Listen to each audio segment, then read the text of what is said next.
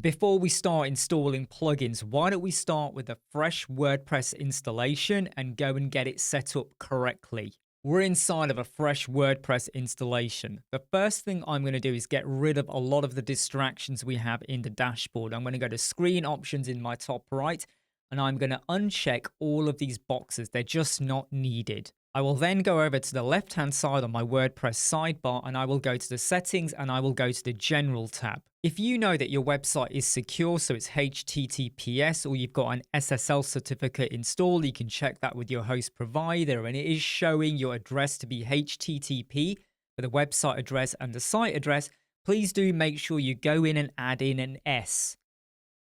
Go and change your site title. Now in this scenario, I'm going to call it tutorial website, but you may have given it your company name or the name of the business. Taglines are always good, especially from an SEO point of view, so go and pop one in. For instance, if you were a dentist, you might say something like local London dentist for private and NHS patients. Ensure your date format and your time format are set correctly and then hit save changes. Now it may log you out, and that's okay because we added in an S to our website address. Don't worry about that, just log back in. Now go over to settings and go to writing. You don't need to change anything here. Then go to reading. Again, we can leave this as it is, but once you've built a home page, we will come over here, select a static page, and then we will select our home page. For now, we can just leave it as latest posts because we haven't built out anything. If you are going to have a website where you allow people to comment, it could be on pages or posts, then you can leave this as it is.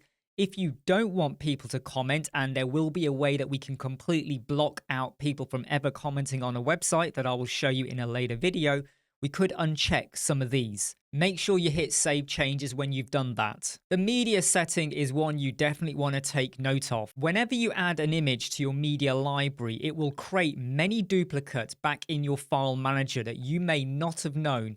And eventually your file manager can get very big, and that can cause problems for you later on. My recommendation is that you uncheck both of these boxes and then you hit save changes. We are actually going to manage the sizes that are generated whenever you add in an image later on. Then go to permalinks and ensure that post name is checked.